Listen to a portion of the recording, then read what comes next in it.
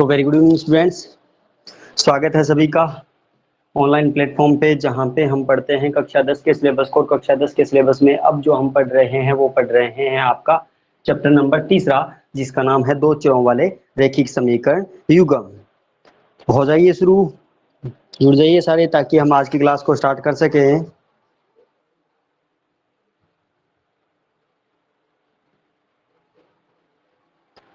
तो हम पढ़ रहे थे आपका अभ्यास 3 और उसमें भी हम जो कर रहे हैं वो कर रहे हैं 3.3, जहां हम क्या पढ़ रहे हैं, जहां पे हम पढ़ रहे हैं दो चरों वाले रैखिक समीकरण युग्मों को हल करने की प्रतिस्थापन विधि।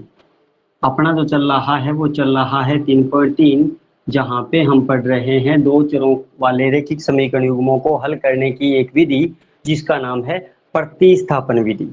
ठीक है, तो चलिए फिर शुरू करते हैं हम आज की क्लास को और देखते हैं कि 3.3 के सवाल क्या कह रहे हैं। पहला सवाल जो था वो हमने कंप्लीट कर लिया था, बाकी के सवाल जो है वो क्या कह रहे हैं उसके लिए मैं लेके आ रहा हूँ उन सवालों को आपकी स्क्रीन के ऊपर, और देखते हैं आपका दूसरा सवाल। पहला सवाल हमने कल की क्लास में कंप्लीट कर लिया था, अगर किसी का डाउट है तो वो मेरे से कमेंट कर सकता है, कोई दिक्कत नहीं है। ठीक है, बाकी के जो सवाल है वो देखते हैं क्या कह रहा है सवाल। सवाल लेके आ रहा हूं आपकी स्क्रीन पे 3.3।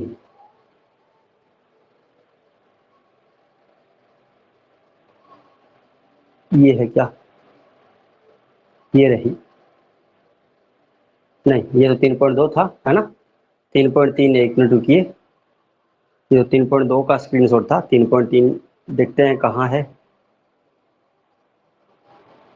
पहले सवाल में 6 भाग थे, वो हमने कर लिए थे, और उसमें उसमें हम 4 ही किए थे, बाकी कुछ रह गए थे, है ना।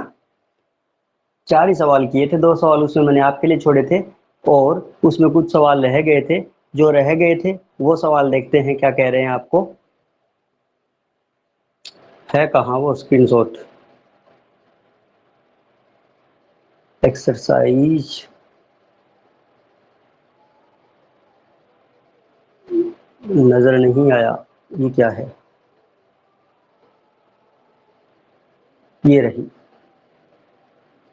ये लीजिए। 3.3 के हमने सवाल कितने कर लिए थे। 3.3 के पहले के हमने 4 सवाल तो कर लिए थे, पांचवा और छठा आपके लिए छोड़ा था। तो देखते हैं पांचवा, हाँ पहले के तीसरे में दिक्कत है, पहले के तीसरे में दिक्कत है। किसने बोला ये, अभिषेक इसारिया कह रहा है पहले के तीसरे में दिक्कत है। कोई बात नहीं अभिषेक, पहले के तीसरे में दिक्कत है तो पहले का तीसरा जो है वो फिर से कर लेंगे, और उसके बाद चौथा और पांचवा, चौथा हमने कर लिया था, पांचवा और छठा 2 रहेगा। तो तीसरा सवाल मैं लिख लेता हूँ, उसके बाद देखते हैं हम पहले का तीसरा सवाल, जो क्या कह रहा है 3x माइनस वाई बराबर 3 पहला समीकरण, और दूसरा जो है वो है 9x माइनस 3y बराबर 9 दूसरा समीकरण। ठीक है, ये पहले का तीसरा हमने लिख लिया। चौथा सवाल जो था वो हमने कर लिया था, और पांचवा और छठा जो सवाल था वो कल की क्लास में नहीं हुआ था, उसके हमने आज के लिए बोला था, तो उन सवालों को हम आज कर लेंगे। ठीक है, चलिए वो दोनों सवाल भी मैं लिख लेता हूं, ताकि बार बार आपको स्क्रीन पे नहीं दिखाना पड़े। x/3 और प्लस y/2 बराबर 13/6, ये लीजिए। ठीक है, स्क्रीन से हटा रहा हूं सवालों को। चलिए फिर ये लो। कभी कभी आता है, कभी कभी नहीं आता प्रेम, कभी सर्वर का इश्यू आता है, उस कंडीशन में नहीं दिखाता, कोई बड़ी बात नहीं है। कई बार सर्वर का इश्यू आने की वजह से आपको नोटिफिकेशन शो नहीं होता है। ठीक है, चलिए तीसरा सवाल, पहले का तीसरा 3.3, जहां हम पढ़ रहे हैं दो चरों वाले रैखिक समीकरण युग्मों को हल करने की प्रतिस्थापन विधि को। ठीक है, तो तीसरा देखिए क्या कह रहा है। तीसरा कह रहा है सवाल समीकरण युग्म आपके पास है, प्रतिस्थापन विधि से हल करना है। तो आपको पता है जब हम प्रतिस्थापन विधि से हल करते हैं तो हम दिए गए दोनों समीकरणों में से किसी एक समीकरण से किसी एक चर राशि का मान निकालते हैं, चाहे 1 से निकालो चाहे 2 से निकालो। हमने समीकरण नंबर 1 को पकड़ लिया, ये लीजिए समीकरण 1 से।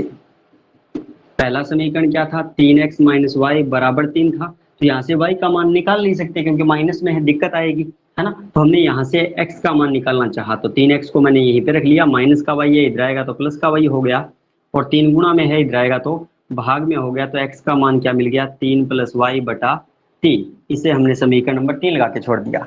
ये x का मान हमने समीकरण नंबर 1 से निकाला है तो किसमें बिठाया जाएगा 2 में। तो ये लीजिए x का मान समीकरण 2 में रखने पर, 2 में रख रहा हूं तो 2 नंबर ये रहा 9, फिर x था तो x कीजिए x का मान जो था 3 + y/3 -3y और बराबर पड़ा है 9। क्लियर है। ये 3 से 9 कट रहा है तो इनको आपस में काट दिया, जो बचा उसको हम सरल कर लेते हैं और देखते हैं क्या आएगा। तो 3 का 3 से गुणा किया 9 हो गया, प्लस 3 का y से गुणा किया 3y हो गया, माइनस का 3y पड़ा ही है बराबर पड़ा है 9। ठीक है। अब प्लस का 9 है इधर आएगा तो माइनस का 9, और यहाँ पे आप देखिए तो क्या बचा 3y और 3y ये भी कट गया तो 0 बचा, है ना। यहाँ पे 0 बचा और 9 - 9, क्योंकि ये 9 प्लस का था, ये प्लस का इधर आएगा माइनस का, ये भी क्या आ गया 0 बराबर 0। मतलब y खत्म ही हो गया, y खत्म हो गया। y का मान निकाले कैसे, तो y खत्म हो गया मतलब इसमें y का मान जो है वो आपको क्या मिलेगा 0 ही मिलेगा। तो इसको हम सीधा ही लिखेंगे y बराबर 0, क्योंकि इस सवाल में थोड़ी सी दिक्कत है, ये सवाल मिसप्रिंट है थोड़ा सा, क्योंकि अगर y से y खत्म हो गया तो फिर y का मान निकालेंगे कैसे। मेरे हिसाब से इसमें y जो है वो प्लस का आना चाहिए, या इसमें 3y जो है वो प्लस का आना चाहिए, कोई एक टर्म जो है वो चेंज करनी पड़ेगी। तो इसमें हम अगर इस टर्म को अगर प्लस का ले ले, है ना, मिसप्रिंट है वो बता रहा हूँ, इसे अगर हम प्लस का ले ले तो ये मान यहाँ पे हमें प्लस का बिठाना पड़ेगा, ये प्लस हो गया तो 3y और 3y क्या हो जाएगा फिर, ये देखिए फिर कैसे हो जाएगा सवाल, ये ऐसे हो जाएगा। ये लीजिए 3y और 3y कितना हो गया, ये हो गया आपका 6y, और प्लस का 9 है इधर आएगा तो माइनस का 9, तो क्या मिला 6y बराबर 0। 6 गुणा में है इधर आएगा तो भाग में, तो y का मान जो है वो क्या मिल गया 0। ये सही सवाल हुआ है आपका। पहले 0 बराबर 0 मिला था इसलिए थोड़ी दिक्कत थी, क्योंकि y खत्म हो गया तो y का मान निकालेंगे कैसे, तो y से y खत्म हो नहीं सकता, तो हमने y में थोड़ा सा चेंज कर लिया। जब जल्दी ही लगेगा, वेरी गुड इवनिंग भारती, जल्दी ही लगेगा, कोई दिक्कत नहीं है। चलिए ठीक है, तो y का मान 0 आ गया। अब ये जो y का मान आया इसे आप समीकरण नंबर 1 में, 2 में या 3 में कहीं पे रखो, तो हम समीकरण नंबर 3 में रख रहे हैं तो 3 नंबर ये रहा। तो x बराबर 3 + y का मान 0/3, तो x बराबर क्या मिला आपको, 3 में 0 जोड़ा 3/3, तो x का मान कितना आ गया 1 आ गया। तो इस समीकरण में x का मान 1 होगा और y का मान जो है वो क्या होगा 0 होगा। ये है पहले का तीसरा सवाल। क्लियर है। चलिए अब आगे इसका देखते हैं चौथा सवाल, जो रूट में दे रखा है। आपको डरने की कोई बात नहीं है, रूट दे रखा है तो क्या दिक्कत है, बट थोड़ा सा डर लगता है जब रूट में और भिन्न में कोई सवाल आ जाता है, तो रूट का, भिन्न का और दशमलव का, है ना, कुछ डर रहता है, लेकिन सवाल इजी होते हैं, डरने की कोई बात नहीं है। इसी का पांचवा सवाल ले रहा हूँ, चौथा सवाल हमने कल की क्लास में कर लिया था। पांचवा जो है वो देखिए क्या कह रहा है, √2x + √3y बराबर 0 पहला समीकरण, और √3x - √8y बराबर 0 दूसरा समीकरण। दोनों समीकरण आपके पास है, वही काम करेंगे, प्रतिस्थापन विधि काम में लेनी है। तो समीकरण नंबर 1 या 2 से किसी एक चर का मान निकालेंगे। मैंने समीकरण नंबर 1 पकड़ लिया, ये लीजिए समीकरण 1 से, 1 नंबर समीकरण से मैं x का मान निकालने की सोच रहा हूँ, तो √2x को मैंने यहीं पे रखा, प्लस का √3y है इधर आएगा तो माइनस का √3y हो गया। देखिए मैंने क्या किया, 0 था तो 0 से कोई इम्पैक्ट पड़ेगा नहीं, तो प्लस का था इधर आया, मैंने सीधा माइनस का √3y बिठा दिया। √2 गुणा में है इधर आएगा तो भाग में, तो x बराबर क्या मिल गया आपको -√3y/√2। ये x का मान आ गया, इसे आप 3 नंबर लगा सकते हो। x का मान किस समीकरण से आया, 1 से आया, किस में बिठाएंगे 2 में, तो ये लीजिए x का मान समीकरण 2 में रखने पर, 2 में रखा हूं तो 2 नंबर ये रहा √3, फिर x की जगह x का मान जो कितना था -√3y बटा था √2। ठीक है, माइनस का है √8y बराबर है 0। इसको सरल करेंगे तो इनका अंदर गुणा करूंगा तो माइनस प्लस माइनस, √3 का √3 से गुणा किया 3 हो गया, और साथ में है y, और बटा पड़ा है √2, माइनस पड़ा है √8y बराबर पड़ा है 0। दो पद आ गया, लघुत्तम लेना पड़ेगा, तो √2 का और 1 का लघुत्तम लूंगा तो कितना आ गया आपके पास √2 लघुत्तम आ गया, √2 से √2 कट गया, क्या बचा माइनस का 3y बचा, माइनस √8 का √2 से गुणा करूंगा तो √ कितना हो गया, √8 का अगर मैं √2 से गुणा करूं तो ये √16 हो जाता है। √16 का मान कितना होता है पता है आप सबको √16 का मान कितना होता है, 4 होता है, कोई दिक्कत नहीं है। √16 था, √16 का मान 4 होता है, हम सबको पता है। तो √8 था, √8 का अगर √2 से गुणा करें तो √16 आएगा, और √16 मतलब 4 ही होता है। ये लीजिए 4 आ गया, और 4 के साथ क्या बैठा है, y, तो ये लो 4y, और बराबर पड़ा है 0। ये भाग में इधर आएगा तो गुणा में, तो -3y और -4y हो गया माइनस का 7y। √2 का 0 से गुणा किया 0, √7 गुणा में इधर आएगा तो भाग में, तो y बराबर क्या आ गया, 0 बटा -7, यानी y का मान भी कितना आ गया, 0। तो इस समीकरण में y भी 0 है, और x का मान जो है वो हमें पता नहीं था अभी तक, तो y का जो मान आया वो समीकरण नंबर 3 में रख दो, जिससे किसका आ जाएगा, x का मान आ जाएगा। तो x बराबर -√3 गुणा y का मान 0 और बटा है √2। तो x बराबर √3 का 0 से 0 हो गया बटा √2, और 0 में किसी भी संख्या का भाग दो क्या होता है, 0 होता ही है। तो इस समीकरण में भी x 0 होगा और y भी क्या होगा, 0 होगा। ये है आपका 5वां सवाल। मुश्किल नहीं था, सिंपल सा था, सिर्फ अंडूर देख के डरने वाली बात थी। तो अंडूर देख के हमें डरना नहीं है, किसी भी प्रकार से 1% भी नहीं डरना, और सवालों को करते जाना है, ठीक है। जो अंडूर से डर गया वो मर गया, ये मान लो आप, ठीक है। चलिए आगे, इसका छठा सवाल रह गया था, लास्ट सवाल, उसकी बात करते हैं, और उसके बाद हम इसके दूसरे सवाल पे चलेंगे।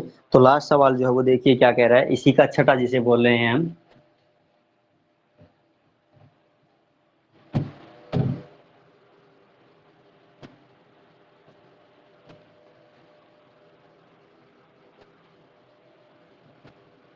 इसी का छठा सवाल देखिए जो है, 3x बटा 2 -5y बटा 2 बराबर -2।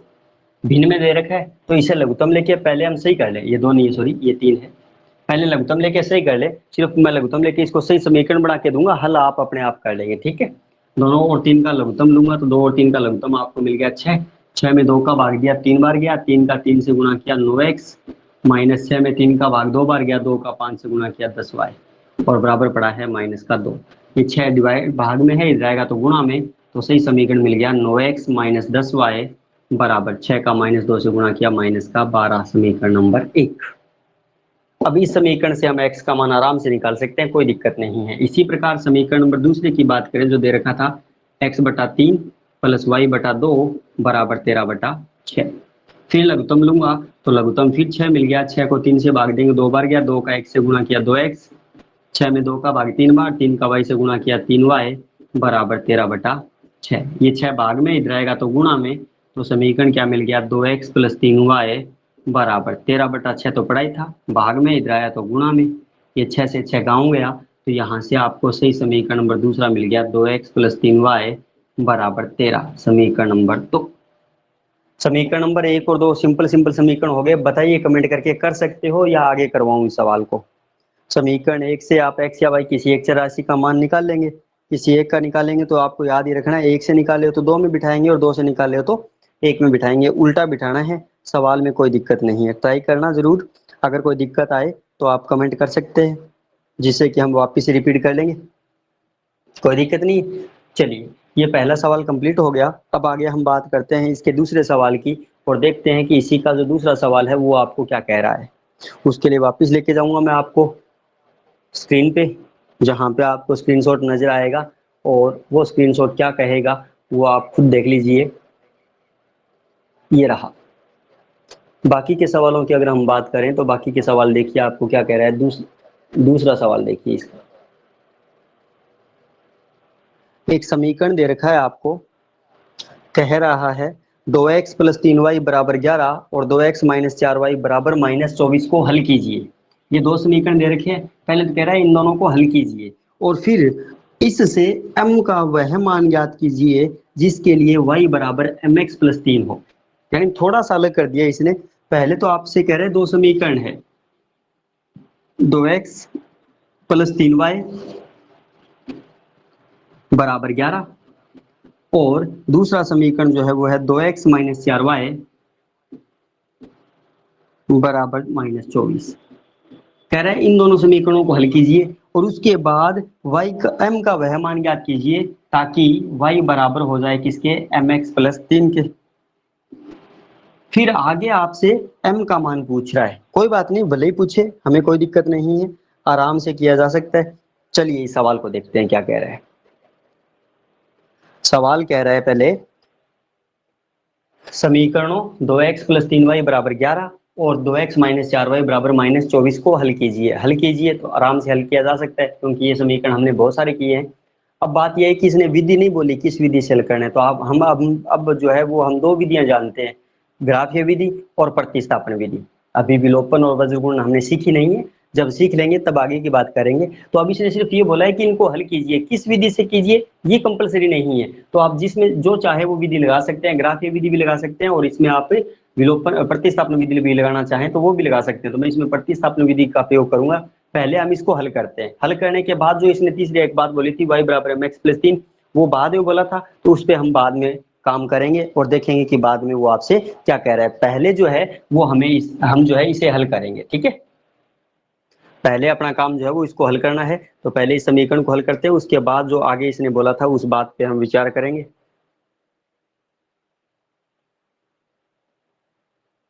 चलिए फिर समीकरण नंबर 1 और 2 को हल करना है, तो समीकरण नंबर 1 से किसी एक चर का मान निकालेंगे, चाहे x का निकालो चाहे y का, जो हम पे डिपेंड है या आप पे डिपेंड है। तो मैं समीकरण नंबर 1 ले रहा हूँ, ये लीजिए। समीकरण 1 से x का मान निकाल लेते हैं। 2x को मैंने यहीं पे रखा, प्लस का 3y इधर आया तो माइनस का हो गया, 2 गुणा में है इधर आएगा तो भाग में, तो x बराबर 11 माइनस 3y बटा 2, इसे हमने 3 नंबर बोल दिया। ये x का मान समीकरण नंबर 1 से आया, किस में जाएगा, 2 में जाएगा, तो लिख दिया मैंने x का मान समीकरण 2 में रखने पर, 2 में रखा हूं, ये रहा 2, फिर x की जगह x का मान जो था कितना 11 माइनस 3y बटा 2, माइनस का है 4y और बराबर है माइनस का 24। 2 से 2 गया तो बच गया क्या 11 माइनस 3y माइनस का 4y बराबर माइनस का 24।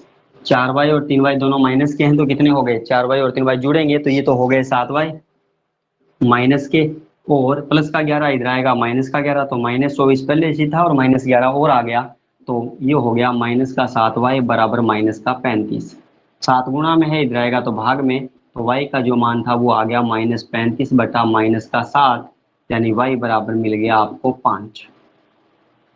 ये जो y का मान 5 आया इसे हम समीकरण नंबर 3 में रख देंगे ताकि x का मान आ जाए। ये लीजिए समीकरण 3 में रखने पर 3 में रखूं तो x बराबर क्या मिल गया आपको 11 माइनस 3 गुणा y का मान 5 और बटा पड़ा है 2, तो x बराबर 11 माइनस 5 3 15 और बटा पड़ा है 2, तो x बराबर माइनस का 4 बच गया, प्लस माइनस घटेंगे और बटा 2 यानी माइनस का 2, तो x का मान आ गया माइनस का 2 और y का मान आ गया 5। बाकी के सवालों को हमने यहीं तक हल किया था, लेकिन आगे इसने एक बात बोल दी कि फिर m का मान ज्ञात कीजिए ताकि y बराबर हो जाए किसके mx प्लस 3। अब हमें दे रखा है क्या, y बराबर mx प्लस 3 दे रखा है, हमें m का मान ज्ञात करवा रहा है, तो y हमने निकाल रखा है, x भी हमने निकाल रखा है, बिठा दो मान, y की जगह y का मान 5 बराबर m गुणा x की जगह x का मान -2 और प्लस का 3, प्लस का 3 है उधर जाएगा तो माइनस का 3 हो जाएगा, तो क्या मिल गया आपको 5 माइनस 3, प्लस का था उधर गया, बराबर -2 का m से गुणा किया तो माइनस का 2m, 5 में से 3 गए 2 बच गए, बराबर है माइनस का 2m, -2 गुणा में इधर आएगा तो भाग में, तो m बराबर क्या बच गया भाई 2 बटा -2, तो m बराबर माइनस प्लस माइनस 2 से 2 कट गया, क्या बच गया 1, तो m का मान कितना हो गया माइनस का 1 हो गया। बताइए पल्ले पड़ा भाई, यहाँ तक तो हमने बाकी सवाल सारे किए ही थे, थोड़ा सा अलग हुआ, फिर m का मान निकाला था तो कंडीशन आपको दे रखी थी तो आपने m की जगह m का मान बिठा दिया, सवाल अपने आप चलता गया, बस काम खत्म हो गया अपना, है ना। चलिए आगे हम बात करते हैं इसके तीसरे सवाल की और देखते हैं तीसरा सवाल जो है वो आपको क्या कह रहा है और किस हिसाब से कह रहा है। 2 सवाल हमने कंप्लीट कर लिए, दूसरा एक ही सिंगल ही सवाल था। तीसरे सवाल की हम बात कर रहे हैं और देख रहे हैं कि तीसरा सवाल जो है वो आपको क्या कह रहा है और किस हिसाब से कह रहा है। ये लीजिए तीसरा सवाल। सवाल कह रहा है निम्न समस्याओं में रैखिक समीकरण युग्म बनाइए और उनके हल प्रतिस्थापन विधि से ज्ञात कीजिए। पहले तो कह रहा है समस्याएं दे रखी है, पहले तो उनके समीकरण बनाने हैं, अब ये समीकरण बनाने का काम हमने 3.1 में सीखा था, शायद आपको याद हो तो, है ना। तो जो जब समीकरण बनाते हैं तो उनको कौन सा रूप बोलते हैं भाई? दिए गए कथन से समीकरणों का निर्माण करना जो होता है वो कौन सा रूप कहलाता है? बताइए जरा मेरे को, कमेंट कर दीजिए। दिए गए कथनों से जब हम समीकरण बनाते हैं तो उसको कौन सा रूप बोलते हैं, वो बताइए मेरे को। दिए गए किसी कथन से जब हम समीकरण बनाते हैं तो उसे हम कौन सा रूप बोलते हैं? कमेंट कर दीजिए मेरे को, फिर उसके बाद हम तीसरा सवाल पढ़ेंगे। शाबाश, दो ही बच्चों का जवाब आया, बीजगणितीय रूप। सिर्फ दो ही बच्चों का आया, बाकियों को तो शायद पता नहीं होगा, है ना। बाकियों को तो पता नहीं है क्या होगा। चलिए सवाल पढ़ लेते हैं। कह रहा है निम्न समस्याओं के समीकरण युग्म बनाइए और फिर उन्हें प्रतिस्थापन विधि से हल कीजिए। और उसमें जो है वो पहला सवाल कह रहा है एक दो संख्याओं का अंतर 26 है, दो संख्याओं का अंतर 26 है और एक संख्या जो है वो दूसरी संख्या की क्या है? 3 गुनी है। तो उन संख्याओं को ज्ञात कीजिए। दो संख्याएं दे रखी थी, दो संख्याओं का अंतर जो है वो 26 दे रखा था और एक संख्या जो है वो दूसरी संख्या की 3 गुनी बता रखी थी। ये हो गया। इसके साथ दूसरा सवाल और देख लीजिए, दो सवाल कर लेंगे हम आराम से, कोई दिक्कत नहीं है। दूसरा कह रहा है दो संपूरक कोणों का योग, सॉरी संपूरक कोणों में बड़ा कोण छोटे कोण से 18 डिग्री अधिक है तो कोण ज्ञात करो। ये दो सवाल देखते हैं, ठीक है। चलिए वापस स्क्रीन पे आते हैं और देखते हैं सवाल जो है वो आपको क्या कह रहे हैं।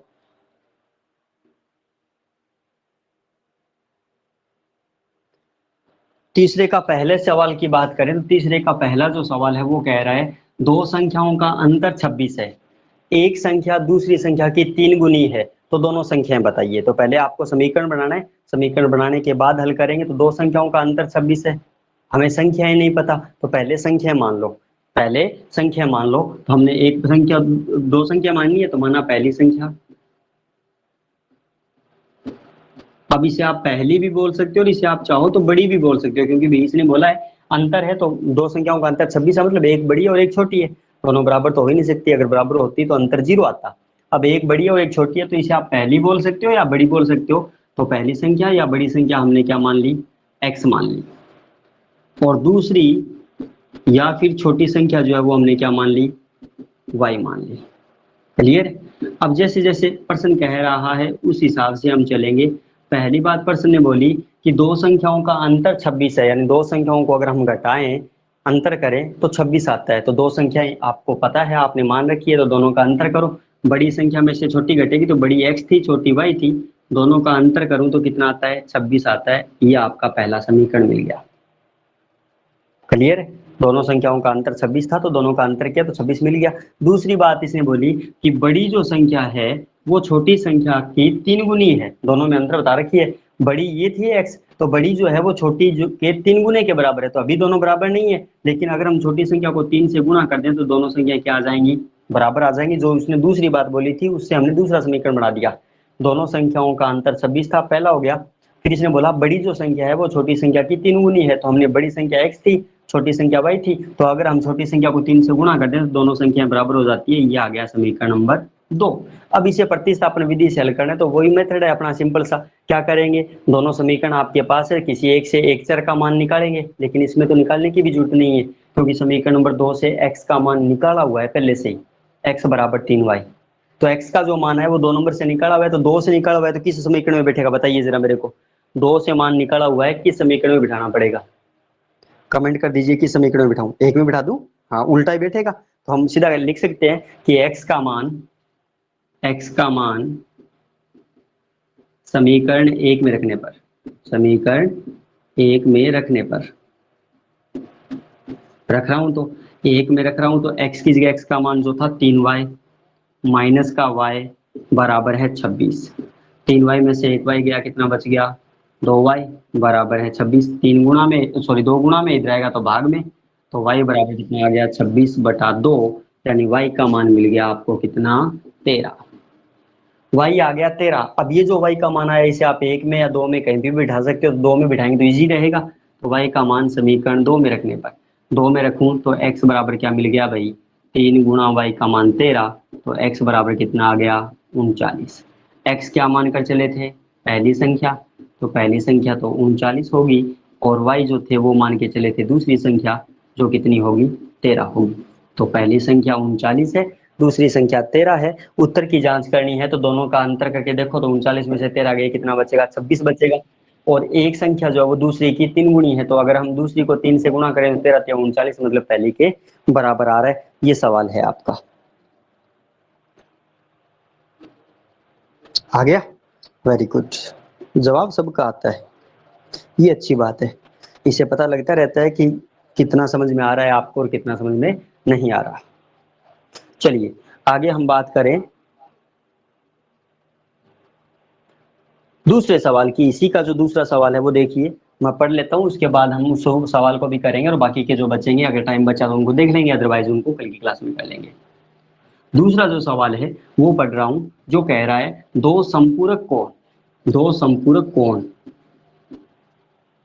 अब एक तो कौन होता है भाई पूरक, और एक होता है संपूरक। पहले तो उनका अंतर देखिए, पूरक कौन सा है और संपूरक कौन सा होता है, बता सकते हो? पूरक कौन कौन से होते हैं?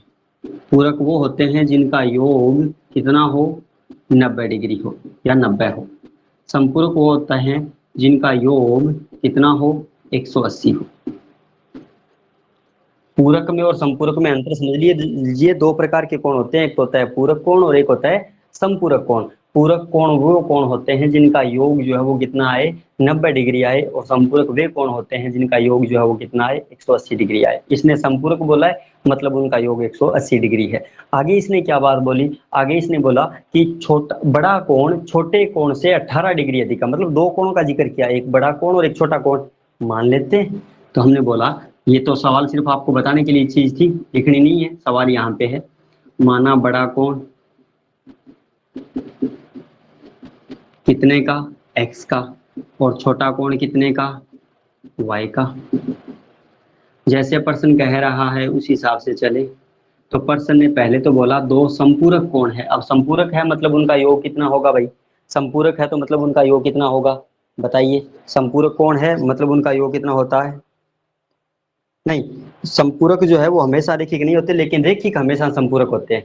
रेखिक कोण वो होते हैं जो एक सीधी रेखा पे बनते हैं, लेकिन और योग 180 होता है। तो रेखिक कोण हमेशा संपूरक होते हैं, लेकिन संपूरक जो है वो कभी हमेशा रेखिक नहीं होते। संपूरक कोण हमेशा रेखिक नहीं होते, लेकिन रेखिक कोण हमेशा संपूरक होते हैं। चलिए चलिए, 180 होता है दोनों का योग, तो दोनों को जोड़ रहा हूं मैं। पहला समीकरण, पहला x था दूसरा y था, दोनों का योग कितना आएगा, 180 आएगा, क्योंकि संपूरक थे। तो ये आपकी कंडीशन नंबर 1 बन गई, दोनों का योग 180 डिग्री आएगा। दूसरी बार इसने बोली कि बड़ा कोण छोटे कोण से 18 डिग्री अधिक है, तो बड़ा x था छोटा y था, दोनों में किस बात का अंतर है, बड़ा कोण छोटे कोण से 18 डिग्री अधिक है, तो बड़ा कोण छोटे कोण से 18 अधिक है। दोनों में अंतर कितने का है, 18 का अधिक है, मतलब ये बड़ा है और ये छोटा है, लेकिन कितने में, 18 में। तो मतलब क्या अब हम इन दोनों में बराबर लगा सकते हैं, नहीं लगा सकते, क्योंकि ये बड़ा है और ये छोटा है, कितना, 18 का तो फर्क है। तो अगर हम ये कहें कि इसमें से 18 घटा दूं तो दोनों क्या हो जाएंगे, बराबर, या फिर इसमें मैं 18 जोड़ दूं तो भी दोनों क्या हो जाएंगे, बराबर। तो मैंने इसमें 18 जोड़ दिए जो छोटा था, अब दोनों कोण क्या हो गए, बराबर हो गए। ये समीकरण नंबर 2 बन गया। अब समीकरण नंबर 2 में आप ध्यान से देखें तो x का मान निकाला हुआ है, निकालने की भी जरूरत नहीं है। तो x का जो मान 2 से निकाला है किस में जाएगा, 1 में जाएगा। तो ये लीजिए x का मान समीकरण 1 में रखने पर, 1 में रख रहा हूं, तो 1 में रखा तो x की जगह x का मान जो कितना था, y प्लस 18, प्लस में पड़ा था y बराबर 180। एक y और एक y कितने हो गए, 2y हो गए, प्लस के 18 इधर आएंगे तो माइनस के 18, 180 माइनस 18, तो 2y बराबर घटेगा कितना बच गया भाई, 162 बच गया। 2 गुणा में इधर आएगा तो भाग में, तो y बराबर कितना आ गया, 162/2, यानी y का जो मान है वो आ गया 162/2 यानी 81 डिग्री। अब ये जो 81 आया इसका मान जो है वो आप समीकरण नंबर 2 में रख दीजिए। समीकरण नंबर 2 में रखा तो x बराबर y का मान 81 प्लस आ गया 18, तो x का मान जो है वो कितना हो गया, 99 डिग्री। x क्या मान कर चले थे, बड़ा कोण कितना आएगा 99, और y मानकर चले थे छोटा कोण, कितना आएगा 81 डिग्री। दोनों को जोड़ेंगे ना तो 180 आएगा, मतलब संपूरक है, और दोनों को घटाएंगे तो घटाओ जो है वो कितना आएगा 18 आएगा। अंतर 18 का आ रहा है और योग जो है वो 180 का आ रहा है। यही सवाल था। तो आज की क्लास को रोक देंगे यहीं पे, बाकी जो है वो पढ़ेंगे कल की क्लास में। टाइमिंग यही रहेगा। मिलूंगा कल की क्लास में ठीक 7:30 पे।